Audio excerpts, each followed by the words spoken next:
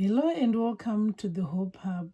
Today I wanted to talk about trauma triggers and emotional reactions, understanding why you react the way you do.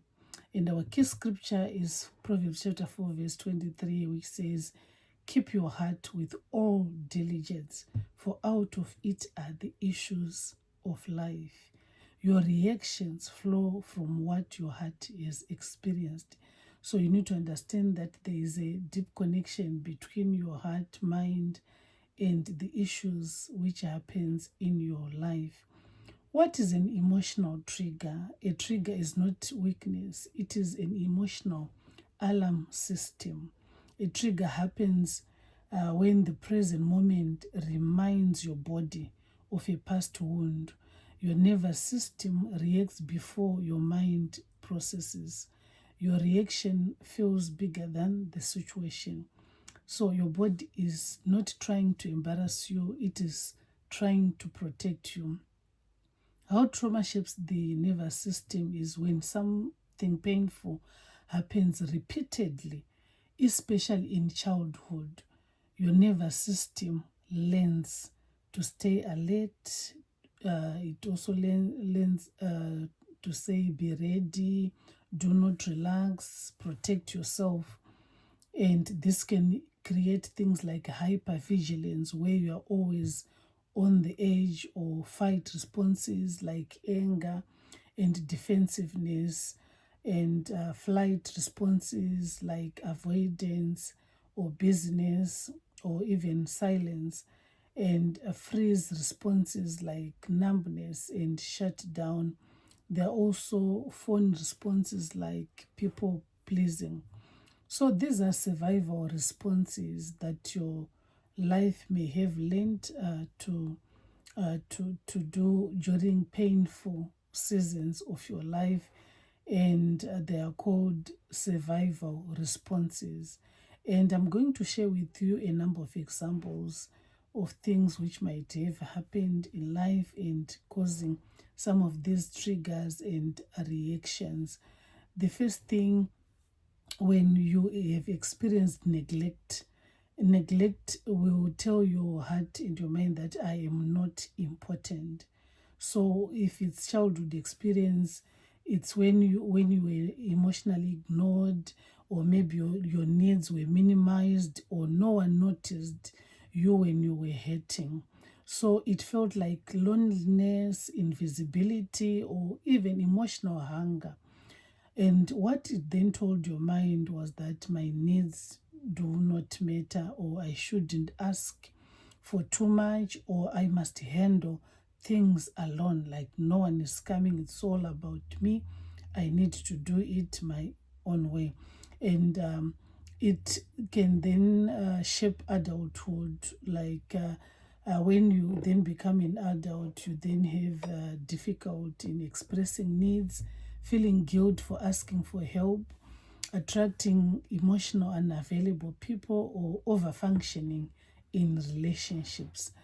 I want to give a trigger example on this one. When someone forgets to reply your message, for example, you then react with intense anxiety, or overthinking, or feeling rejected. But the deeper trigger is actually the old neglect being reactivated by that action. And the second example which I want to give is when you were given adult responsibilities too early as a child. It's called parentified child. And childhood experiences may be things like when you were responsible for your siblings, or you solved adult problems, or you were the strong one. What it felt like was like pressure and no space to be a child, and things like exhaustion. And what it told your mind was, I must hold things together, or if I rest, everything falls apart, or my value is seen in responsibility. And how it shapes adulthood is like overworking as an adult, or inability to rest, or burnout, controlling tendencies, anxiety when not in charge. And a nervous system effect on such things is constant activation, difficult relaxing even when it's safe.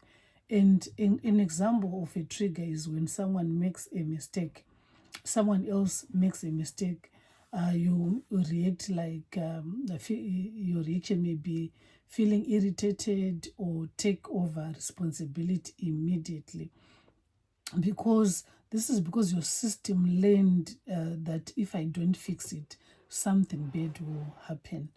And the third example which I want to give is when growing up around raised voices or violence. A childhood experience may have been like in an environment where there was frequent shouting or physical abuse or unpredictable anger. What it felt like things like fear, walking on eggshells, never knowing what would happen, where you are just on the edge. And what it then told your mind is that loud voices mean danger, or conflict equals harm, or I must stay alert in case of any danger. So how it can shape adulthood is things like anxiety when someone raises their voice, or shutting down during arguments, or panic during conflict, or avoiding difficult conversations. Trigger example, maybe a partner speaks loudly, not aggressively, but just maybe passionately, and you can react by having your heart races, or you shut down or become defensive. The present moment is not the real threat, but your board remembers the past.